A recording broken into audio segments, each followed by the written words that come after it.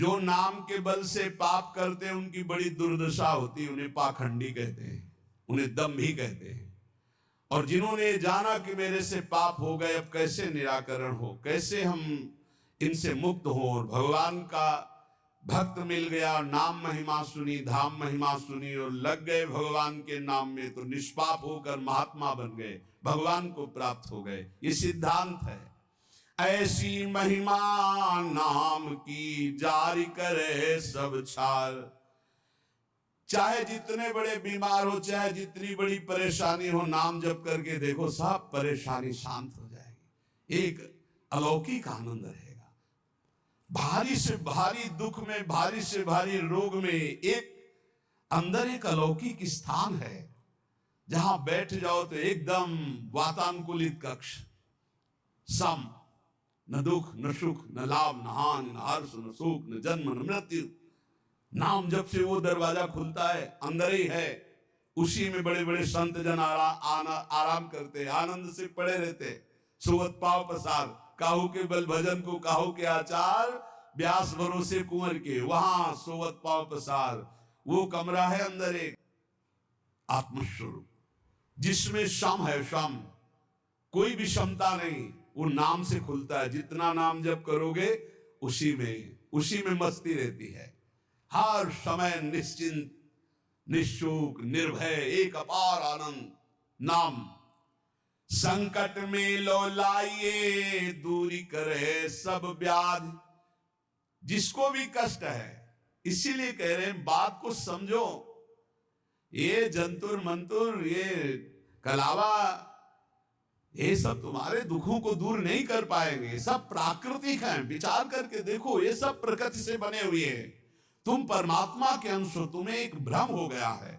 परमात्मा अंश जब प्रकृति से सुख भोगने की इच्छा करता है तो अशांत हो जाता है। इस अशांति को ज्ञान के द्वारा नष्ट करना है, भजन के द्वारा नष्ट करना है। ये सब कुछ नहीं होने वाला, इनसे कुछ नहीं होने वाला। जैसे मैं मर रहा हूं अपने श्रवण कुमार के वियोग में, ऐसे अपने पुत्र के वियोग में मरेगा, ऐसा बोला था श्रवण कुमार के माता पिता ने। ऐसा ही हुआ महाराज दशरथ जी को, हुआ ना। चल दिए जंतुर बांधने, तुम्हारे प्रारब्ध काट देंगे। इसी में सब फंसे हैं। एक लौंग ले आओ, खोट ले आओ, ये कर ले, और यहां महाक राम नाम की औषधि करो, हृदय राखो याद, संकट में लो लाइए, दूरी करे सब व्याधि। हाँ, ये पक्की बात है। जासु नाम भवभेष झरन घोर त्रिशूल, सोई कृपाल तो ही मोहि पर रहो सदा अनुकूल। ये बातें समझ में आती। गरुड़ जी महाराज के जंतुर बांध देते का भूषण जी, जाओ तुम्हारा भ्रम ठीक हो जाए। नहीं, पूरी राम कथा सुनाई। ये है भ्रम दूर करने का, ये सब बवाल। अरे भाई, इतने बैच चल रहे हैं, इतने प्रोग्राम चल रहे हैं, हमें लगता है अस्पतालों में ताला लगवाना पड़ेगा, सब वही ठीक हो जाए। भैया काहे को औषधि, डॉक्टर पढ़ पढ़ के परेशान, पैसा लगा के इतनी डिग्रियां प्राप्त कर रहे हैं। ऐसे ही है, व्यर्थ में मत भ्रमित हो। व्यर्थ में फिर प्रार्थना कह रहा हूं, एकमात्र भगवान की शरण ही है, एकमात्र भगवान नाम है, उसी से सब ठीक होगा। आप जपो, आपको दवाई खानी पड़ेगी। राम राम, कृष्ण कृष्ण, हरि हरि, राधा राधा, आनंद आ जाएगा। हम ये नहीं कहते तुम्हारे शरीर में रोग नहीं आएगा, हम ये नहीं कहते तुम मुकदमा जीत जाओगे, हम ये नहीं कहते तुम्हार फैक्ट्री वाले मालिक बन जाओगे, लेकिन तुम शांति प्राप्त कर लोगे, तुम तृप्त हो जाओगे, तुम एक शीतल हृदय वाले हो जाओगे, तुम एक अविनाशी के बच्चा हो ऐसा अनुभव हो जाएगा, एक अपार आनंद प्राप्त हो जाएगा। भले आपका व्यवस्था कमजोर हो, लेकिन आपकी स्थिति बहुत जोर की हो। और आज व्यवस्था बहुत जोर की है और स्थिति 2 पैसे की नहीं है। जहां देखो वहीं घुटने टेका पड़ा है, चाहे काम हो, चाहे क्रोध हो, चाहे लोभ हो, चाहे मोह हो, चाहे मद हो, सब रौंदे फेंक दे रहे। क्यों? क्योंकि भगवान का भरोसा नहीं। बोले काला जादू होता है, हाँ, कपड़ा मत दे देना, नहीं तो बोले काला जादू कर देगा। तो तुम लाल करो, काला करो, हमें ऐसा काले जादू ने फंसा लिया है कि आज तक नहीं जो हट पाए। तुम्हारा काला जादू क्या करेगा? श्याम सुंदर से ज्यादा कोई काला जादू है? देखो उसका जादू, निमिष मात्र में अनंत ब्रह्मांड रच दिए, इतना बड़ा जादूगर है। और ये भी बात जान लो, सबसे बड़े अघोरी जानते कौन है? भगवान शिव। सब चेला हैं उनके जितने हैं। तो यह ना समझो कि पुराना भूल थोड़ी जाता है, नहीं, पुराना भूल थोड़ी जाता है। हाँ, वो सब है, वो है बहुत बड़ा सिम कार्ड है, जिसमें एक कोने में वो भी है, और उसमें ऐसा है महान काल को भी रोकने की ताकत, इसीलिए उनका एक नाम मृत्युंजय है। मृत्युंजय, भगवान के भरोसे, भगवान के आश्रित, भगवान नाम जापक, विश्वास कर लीजिए। साहब, जब इतने बड़े स्वामी हमारे लिए विधान कर रहे हैं कि तुम ऐसे ऐसे जियो, तो हम उसके विपरीत क्यों जीना चाहें? जोई जोई प्यारो करे सोई मोई भावे। जीव हुते प्यारे अधिक लागे मोही राम, बिन हरि नाम नहीं मुझे और किसी से काम। कहे मलूक हम जब ही ते लीनी हरि की ओट, सोवत है सुख नींद भरी डारी भरम की पोट। गाठी सत को पीन में सदा फिरूं निसंक, नाम अमल माता रहे गिने इंद्र को रंक। बोले जब से मैंने भगवान के नाम का भरोसा लिया, अपने प्राणों को भगवान को समर्पित कर दिया, अब जीने की भी आशा नहीं रही। मैं चैन से सो रहा हूं, मेरे भगवान हर समय जग कर हमारी रक्षा कर रहे हैं। ये बिल्कुल डरो मत, और बिल्कुल आशा मत करो कि कोई कुछ कर देगा। बिल्कुल मत डरो, हम खूब खुली बात कह रहे हैं, खूब बस नाम आपके हृदय में चल रहा हो। एक भक्तमाल में चरित्र है कि एक बड़ा तंत्र सिद्ध किए, तो शालिग्राम को ऐसे नचाते थे चुटकी से, ऐसे शालिग्राम भगवान नाचते, तो लोग कहते प्रेम से भगवान देखो नाच रहे, भेंट चढ़ाते। अरे भेंट के लिए न जाने क्या क्या नौटंकी नाटक करते हैं। अब एक परम वैष्णव थे, उनके शिष्य जब भिक्षा आदि के लिए गए तो देखा भीड़ लगी, तो वहां गए तो देखा वो शालिग्राम को नचा रहे थे, ऐसे करते, तो शालिग्राम ऐसे नाचते ऐसे। तो गए और कहा गुरुजी, एक तो बहुत बड़े भक्त देखे जो शालिग्राम नचा रहे हैं, लोग भीड़ चढ़ा रहे थे और लोगों की कामनाएं पूर्ण करते हैं। का ऐसा भक्त तो नहीं हो सकता, भक्त का ऐसा तो भाव बन ही नहीं सकता, वो अपने भगवान का प्रदर्शन करके नचवा के पैसा, ऐसा तो ठीक नहीं है। पर चलो भाई, जैसे भी भगवान जिसको, उन्होंने कहा नहीं गुरुजी, फिर आपको चलना होगा, अगर आप चलोगे तो लोगों की जो बुद्धि उसके प्रति आकर्षित हो रही, वो बेचारे सब मारे जाएंगे, उनकी पावन श्रद्धा व्यर्थ में ढोंग में क्यों फंसे, आप चले? बोले हम चलेंगे तो उनका कोई भी नाटक नहीं चलेगा। बोले आपको चलना पड़ेगा गुरुदेव, सबकी रक्षा के लिए चलना पड़ेगा। अब वो गए तो वो प्रसिद्ध संत थे, बहुत लोग उनके साथ और चल दिए। जब वो गए तो उनका भाई हमारे गुरुजी आए, दिखाओ भाई शालिग्राम भगवान कैसे नाचते हैं। वो बाहर निकाल के लाए सजा के, वैसे कुछ नहीं, वो कोई मंत्र तंत्र थोड़ी कर रहे हो, तो नाम जप कर रहे हैं भगवान का, कुछ नहीं। तुरंत उसने दृष्टि मिलाई, उसने कहा हमारी बेइज्जती का मतलब तुम समझते हो? भैया हमने तो कुछ किया नहीं। बोले जाओ आज तुम रात तक देख लेना। और वो तांत्रिक मारण का मूठ का प्रयोग किया, मंत्र अनुष्ठान किया, पवित्र होके बैठ के एक खप्पर में ज्वाज्वल्यमान अग्नि, बस ये उल्टी में खून, सोच में खून, और उसमें समय निर्धारित किया जाता है 8 घंटे, 10 घंटे, 2 घंटे, 4 दिन, महीना, जितना उतने में मर जाएगा आदमी। ऐसा मंत्रों में पावर, उसने मूठ का प्रयोग किया। अब वो जहां भजन कर रहे थे, और किसी को दिखाई नहीं देगी, उसी को दिखाई देगी जिसको मारने जा रही। उन्होंने देखा उनका, अच्छा इसने तो मारण का प्रयोग किया, नाम उच्चारण किया, और वापस यहां आपकी बस नहीं कि आप डेहरी लांग सको, और आप जानते हो सर्वज्ञ भगवान सब में विराजमान है, मेरा कोई अपराध नहीं है। तुरंत मूठ वापस हुई। अब उसके वही सब शुरू हो गया, खून की उल्टी, खून की सौंच, ऐसे हाहाकार मच गया। लोगों ने आगे बताया कि मर रहा है, तड़प रहा है, दौड़ के चलो। गए और कहा देखो तुमने मूठ का प्रयोग किया, ये लोग जान नहीं रहे। वो स्वयं आकर तुम्हारे ऊपर दंड दिया, जानते हो क्यों? क्योंकि हम भगवान का नाम जप करते हैं। अगर आप नाम जप करना शुरू करने का वादा करो तो मैं बचा सकता हूं, अन्यथा आपकी मूठ आपको ही मार देगी। हाथ उठा के कहा मैं शरण में हूं, मेरी रक्षा कर लो। कुछ उनको मंत्र थोड़ी पढ़ना पड़ा, अपने आप सब शांत हो गए। भगवान की भक्ति की महिमा हो। एक तांत्रिक थे जो सन्यासियों को बहुत परेशान करते थे, बहुत तरह से उपहास करते थे, मंत्र का प्रयोग कर देते, अचला छूट गया, लंगोटी छूट गई, कमंडल गिर गया, दंड गिर गया, ऐसे कई तरह के, और उपहास करता है बड़े त्यागी हो सन्यासी। पूज्यपाद श्री धर्म सम्राट करपात्री जी के से सन्यासियों ने कहा बहुत बेइज्जती करता है सन्यासियों की। कहाँ है? तो उन्होंने बताया अमुक जगह। गए, नारायण नारायण नारायण, उसने अपने मंत्र का प्रयोग किया, कुछ नहीं। हाँ और भाई जितना पावर हो कर लो। उनका आप धर्म सम्राट करपात्री जी हो क्या? बोले आपको इस परिचय से क्या मतलब, आप अपना तंत्र का प्रयोग कीजिए, जब आपका हो जाए तब मुझे बताना, बस एक बार नारायण बोलूंगा। साष्टांग दंडवत हुआ, महाराज क्षमा को। बोले आज के बाद किसी संत और सन्यासी, क्यों और सबके अंदर क्यों नहीं ऐसा हो? क्योंकि भजन नहीं। भजन में अमोघ सामर्थ्य है, नाम में अमोघ सामर्थ्य है। कोई भी तंत्र मंत्र जादू टोना कोई भी नहीं आ सकता।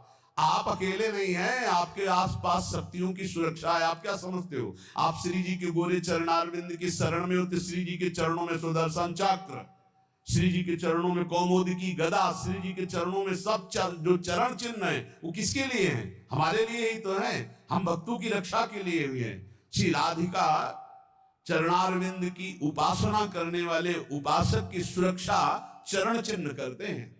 आप ऐसा ना समझना कि भोरी गोरी किशोरी नील कमल लिए हैं, कुछ तो है नहीं इनके पास, एक डंडा भी नहीं तो रक्षा क्या करेंगी। इनके चरण 19 चरण चिन्ह है। वो सदैव अपने जनों की सुरक्षा में रहते हैं और उनके प्रियतम जितने शक्तिशाली सब उन्हीं से शक्तिशाली है। इसलिए निर्भय, निश्चिंत, निशोक। हाँ, अगर कोई प्रारब्ध भोग है तो वो अपने को भोगना है, मुस्कुराते हुए भोगना। ये नहीं मानना कि किसी ने कुछ कर दिया है, किसी की ताकत नहीं कुछ कर सके। भगवान नाम जापक का शरीर में जो दंड आता है, प्रारब्ध आता है, वो भोगना पड़ता है। यहाँ बरगदिया बाबा थे सेनपुर के बगल में, दूधी कगार के बीच में। वो गंगा जी में सदैव खड़े होकर भजन करते थे, तो कछुआ ने काटा। धीरे धीरे वहां सड़न पैदा हुई, कीड़ा पड़ गए, पूरे पैर में कीड़ा पड़ गया। डॉक्टर के पास जाने की रुचि प्राय एकांतिक महात्माओं की नहीं होती, तब तक जब तक भगवत आदेश नहीं होता तब तक उसे सहते रहते हैं। बड़े बड़े कीड़ा उनके पैर में देखे गए। भीषण कष्ट होता होगा, लेकिन वो कभी पीड़ित नहीं देखे गए। अब ये प्रारब्ध भोग था उनका, और वो पहले से कह रहे थे सब लोग आते हो, जिस दिन प्रारब्ध उदय होगा उस दिन कोई नजदीक नहीं दिखाओगे। तो इतना सड़न और इतना कि सब बाहरी केवल सुख सुविधा, सबको ये भ्रम हो गया कि इतने बड़े भजनानंदी कहे जाते थे, जब इन्हीं के पैर में कीड़ा पड़े, सड़ रहे, तो इनका भजन क्या? वो सिद्ध पुरुष थे, वो केवल अपने प्रारब्ध शरीर का क्षय कर रहे थे। तो ये कोई ऐसा ना सोचे कि किसी के ऊपर कोई अपना प्रभाव दिखा दे।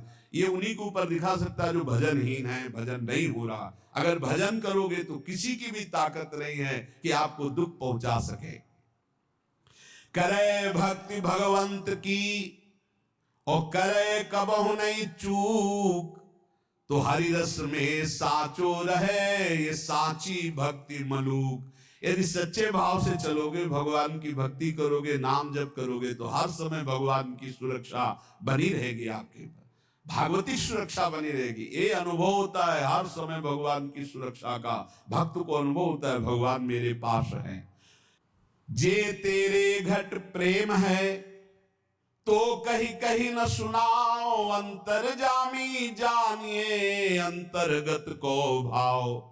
सुमिरन ऐसा कीजिए दूजा लखे न कोय, ओठ न फरकत देखिए प्रेम राखिए गोय।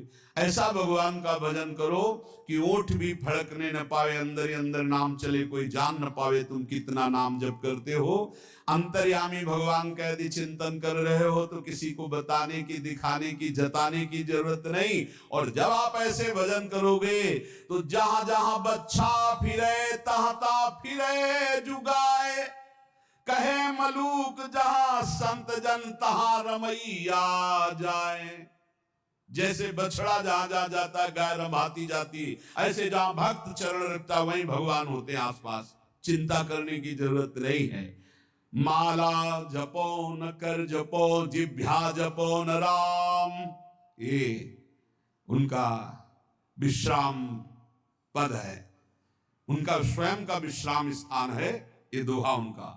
माला जपो न कर जपो, जिभ्या जपो न राम, सुमिरन मेरा हरि करे मैं पाया विश्राम। ये स्थिति है, ये स्थिति, ये स्थिति है। ना हाथ से माला जपता हूं, ना जबान से नाम जप करता हूं। माला जपो न कर जपो, जिभ्या जपो न राम, सुमिरन मेरा हरि करे मैं पाया विश्राम। मैं खो गया हरि में, अब हरि ही स्मृति बन करके चल रहे, मैं हरि स्मृति। स्मृति के अभिमान का भी त्याग जो है वही स्थिति है। ये तुम न शुरू कर देना, हा कि न माला जपू न कर जपू न जिभ्या जपू, अब मेरा हरि सुमिरन कर रहा है, ऐसा स्थिति की बात है। प्राय ये बातें ज्यादा पकड़ी जाती है सिद्धावस्था वाली, कि जैसे उसमें लिखा ना सुधा निधि में, लिखंति भुजमूल तूल खल शंख चक्रादिकम विचित्र हरि मंदिरम। तो एक साधक मिले, अन्य कैसे मिले, तो श्री हरिवंश ने कहा आज तिलक रचना नहीं, उसकी जरूरत नहीं। अच्छा सुधा निधि नहीं पढ़े आप? उनका जी वो लिखंति भुजमूल तूल खल शंख चक्रादिकम, उनका हरिवंश महाप्रभु से बढ़कर। महाप्रभु तिलक लगाते हैं, राधा वल्लभ जी तिलक लगाते हैं, गुरु जी तिलक लगाते हैं। श्लोक याद है तुम्हें, और उनके स्वरूप को नहीं याद है कि स्वयं आचार्य तिलक लगाते, इष्ट तिलक लगाते, गुरुदेव तिलक लगाते। ये सिद्धावस्था बहुत जल्दी पकड़ी जाती है। क्या सुनो बोले, माला जपो न कर जपो, जिभ्या जपो न राम, लेकिन हर समय जपता रहूं विषयों को अभिराम। बड़े शोभा में है भोग, बड़े शोभा, इनका चिंतन। ये कहा है स्मृति की, स्मृति का भी त्याग, मैं स्मृति कर रहा हूं इसका भी त्याग। अखंड स्मृति चल रही, माला जपो न कर जपो, जिभ्या जपो न राम, सुमिरन मेरा हरि करे मैं पाया विश्राम। मेरा हरि सुमिरन करे मैं विश्राम को प्राप्त हो गया। भगवान श्री कृष्णचंद्र जी महाराज अर्जुन जी से करुणा करके उपदेश कर रहे हैं। गेया यह स नित्य सन्यासी, वही नित्य सन्यासी है। अपने लोगों ने सन्यास शब्द से समझ लिया है कि जो दंड ले लेता है, जो घर बार त्याग कर देता है, जो लाल कपड़ा पहन लेता है या जो पीले कपड़ा पहन लेता है, वही सन्यासी होता है। भगवान यहां सन्यासी की परिभाषा कह रहे, गेया स नित्य सन्यासी, यो न द्वेष्टि न कांक्षति, निर्द्वंदो ही महाबाहो, सुखम बंधात प्रमुच्यते। हे महाबाहो, हे विशाल भुजाओं वाले, या जिनके बड़े महान होते हैं, गुरु या बड़े भ्राता, तो दोनों अर्जुन के बड़े महान हैं।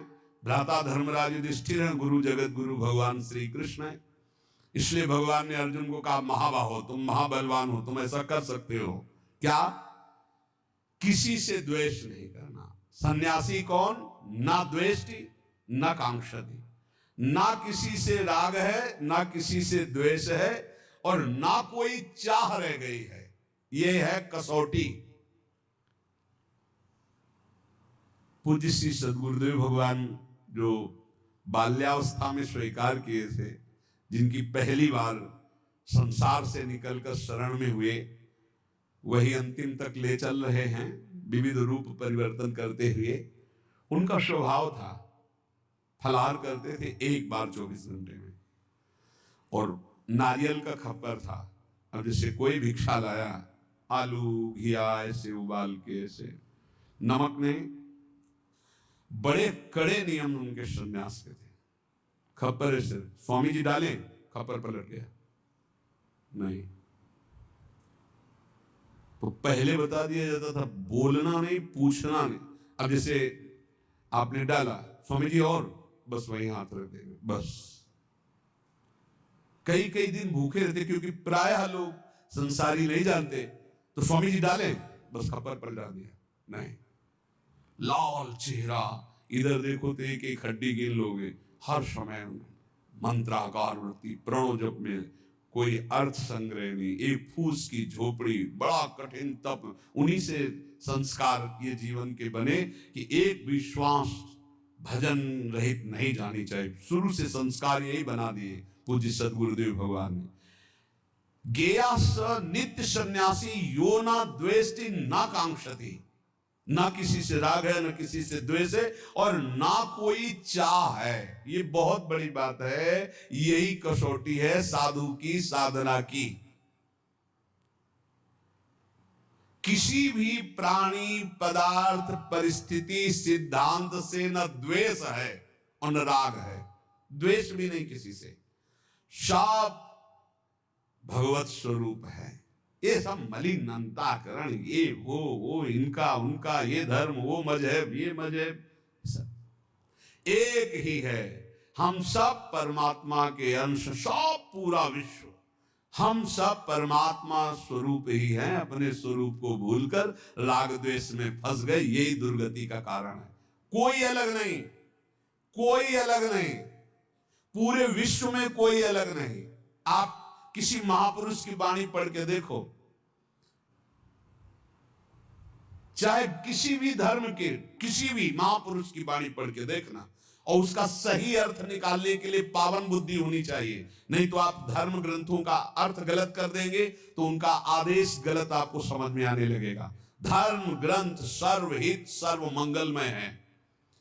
जो लिखा हुआ है, जैसे अपने यहां लिखा हुआ है, आताताई को मार देना चाहिए। भगवान श्री कृष्णचंद्र जी अर्जुन को कह रहे हैं, जिस समय अश्वत्थामा ने 5 ब्रह्मास्त्र चलाए पांडवों के लिए और 1 ब्रह्मास्त्र गर्भस्थ शिशु के लिए, उसी समय कहा है घोर आताताई गर्भस्थ शिशु को मारने के लिए ब्रह्मास्त्र का संधान, मार इसको, इस आताताई को बिल्कुल नहीं छोड़ना। और फिर क्या कहा, ब्राह्मणत्व से युक्त ब्रह्म ऋषि को कभी जान से नहीं मारना चाहिए, मेरी आज्ञा की पूर्ति की जाए। मारना भी है और मारना भी नहीं। ऐसा ही किया अर्जुन जी ने, मुंडन कराकर उनका ब्रह्म तेज छीन करके निष्कासित कर दिया, हो गया मारना, और जान से भी नहीं मारा। शास्त्रों की आज्ञा को समझना बड़ा कठिन। भजन के द्वारा सबकी बुद्धि शुद्ध हो, ऐसा सोचना चाहिए। भजन के द्वारा ना द्वेष्टि ना कांक्षति, ना किसी से राग ना किसी से द्वेष और ना कोई चाह, वही सन्यासी है। बस इतने को पहचानो।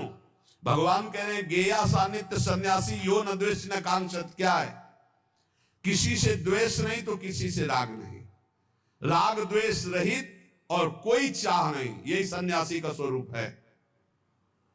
कितनी अंदर स्थिति है, इस बात को देख लो। ये भजन बल से जागृत होगी, क्योंकि जितना भजन करोगे उतने ज्ञान होगा, और ज्ञान से दिखाई देता है कि शरीरों से राग होता है, शरीर की क्रियाओं से ही राग द्वेष की उत्पत्ति होती। अनुकूल क्रिया तो राग और प्रतिकूल क्रिया तो द्वेष। और जितनी चाह है वो सब शरीर को लेके होती, स्वरूप को लेके नहीं होती। अगर साधु होकर के कामना है कोई, किसी भी तरह की कोई कामना, वो अभी सन्यासी नहीं है। कोई भी कामना नहीं। ये जगत उद्धार की भी कामना नहीं होनी चाहिए। भैया जगत उद्धार नहीं होना है, अपना उद्धार होना है, अपनी दृष्टि बदलनी है। सर्वम खलमिदम ब्रह्म, किसका उद्धार करना है, अपनी दृष्टि का उद्धार करना है। जो किसी भी प्राणी पदार्थ परिस्थिति की कामना करता है, कांक्षति, वो सन्यासी नहीं। किसी भी प्राणी पदार्थ वस्तु सिद्धांत किसी भी मजहब से द्वेष करता है, वो सन्यासी नहीं, किसी से भी द्वेष नहीं, किसी से भी चाह नहीं। निर्द्वंदो ही महाबाहो सुखम बंधात प्रमुच्यते। श्री भगवान कह रहे हैं साधना जब कोई साधक आरंभ करता है तो उसमें द्वंद्व रहता है। भोगों में सुख है कि भगवान में सुख है, ये प्रश्न बना रहता है साधक के अंदर। गुरुजनों की शरण में रहे तो बच जाएगा, नहीं तो बहुत ही खोखला हो जाता है।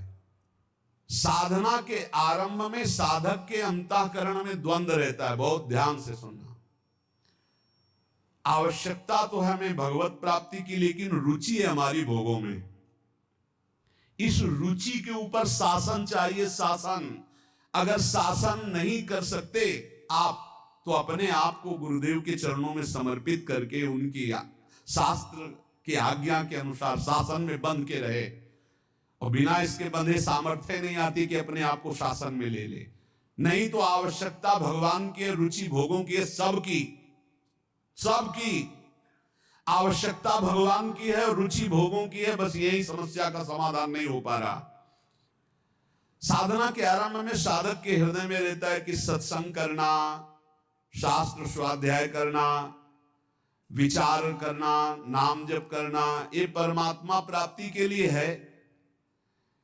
लेकिन वर्तमान में सुख भोगने के लिए जो मन इंद्रियां लालायित हो रही, तो भोग ही से सुख मिलेगा ना, ये द्वंद्व बना रहता है। बहुत सुंदर बात है, और ये सबके अंदर बना रहता है। इसलिए साधक खूब भजन करना चाहता है, पर भोग और संग्रह को छोड़ना नहीं चाहता। भोग और संग्रह को छोड़ना नहीं चाहता। भजन से परमात्मा प्राप्ति, लेकिन जीने के लिए, सुखमय जीवन व्यतीत करने के लिए अच्छा खाना, भोगना, ये सब तो होना चाहिए। प्रायः हमें लगता है 100 में 95 और 5 ऐसे निकलेंगे जिनकी ये समझ में बात आ गई है कि भोग और संग्रह करने वाला कभी परमात्मा प्राप्ति कर ही नहीं सकता। और वो भगवान के वचन है, भोगैश्वर्य प्रसक्ता नाम तयापहृत चेतसाम व्यवसायत्मिका बुद्धि समाधो न विधीयते। भोग और ऐश्वर्य में जिसकी चित्तवृत्ति अपहृत कर ली गई है, उसकी बुद्धि कभी निश्चय नहीं कर सकती परमात्मा प्राप्ति का। तो 100 चलने वालों में 95 इस बात में फिसल जाते हैं कि भजन, साधन, पाठ, पूजा, दिनचर्या तो करेंगे, लेकिन मनोरंजन भी होना चाहिए। इंद्रियों को खान पान, भोग विलासिता, इससे रोज दिन आराम से कट रहा है। और वो ये नहीं जान रहे कि अंधा बटे पड़ा चबाए, ये जो हम कर रहे हैं, हमारी सारी साधना मिट्टी में मिल रही। अब वो संग 2 प्रकार का करता है। एक करता है भागवती संग, जैसे सत्संग हो रहा है, और एक करता है भोगों वाला संग, क्योंकि उससे उसके मना इंद्रिय की पूर्ति होती रहेगी। और इससे सोचता है कि भगवान तो मिल ही जाएंगे, पर वो बड़े कृपालु हैं, प्राप्ति तो हो ही जाएगी। अब उसके भावों में परिवर्तन, जब वो भोग भोगता है, क्योंकि भगवान के मार्ग का साधक है, तो उसके अंदर जलन पैदा होती है कि गलत तो हूं, ये ठीक नहीं। पक्का आप देख लीजिए, अगर थोड़ी भी भक्ति कर रहे हो, तो आप जब गलत भोग भोगोगे तो आपके हृदय में एक पश्चाताप होगा, एक घृणा होगा, एक जलन होगा, एक ऐसा लगेगा, हे भगवान कब मैं सुधरूंगा। ऐसा होने पर भोग भोगते समय भी वो अशांत रहता है, क्योंकि सत्संग करता है, साधन करता है, तो भोगों में उसे शांति कैसे मिल सकती है। उसके अंदर जलन होती, मैं गलत हूं। करते समय भी भोगों को भोगते समय भी उसके अंदर रहता, मैं बहुत नीच हूं, मैं गलत हूं। ऐसा कैसे दूर हो, हे भगवान कैसे दूर। उस समय भी वो सुखानुभूति नहीं कर सकता। अब साधक के अंतःकरण में ये द्वंद्व बना रहता है कि भोग सही है या परमात्मा भजन सही है। इस द्वंद्व पर टिका हुआ 50 वर्ष निकल जाते हैं साधना करते, 50 वर्ष निकल जाते हैं। और गुरु कृपा पात्र पहले ही सीढ़ी से काट के फेंक दिया उन्होंने। नहीं, भोग संग्रह ये सब नरक आदि की प्राप्ति के कारण निर्विकार भाव से भगवान के बहुत जल्दी लाभ प्राप्त। इसीलिए कहा है कि गुरु सेवा तज करहि जबान, यह है अधर्म यह है सभान, कान न रसिकन मेरा है। उसके हृदय में जो गुरु कृपा पात्र होता है, उसके हृदय में रहता सांसारिक और भोग संग्रह, तो सब भोग रहे हैं, अगर इससे तसल्ली होती तो सबको शांति मिल जाती। नहीं, मैं ऐसा गलत मार्ग अपनाऊंगा नहीं। वो परमात्मा तत्व की तरफ एक निश्चय करके निर्द्वंद होके चल देता है। नहीं तो भाई आपको सच्ची कहते हैं, चलने वालों में 95% बैलेंस बना के चलते हैं, इतना तो चलेगा। और ये बात भगवान की भूल जाते हैं कि भोगेश्वर प्रसक्ता नाम तया प्रहृत चेतसाम व्यवसायत्मिका बुद्धि समाधो न विधीयते।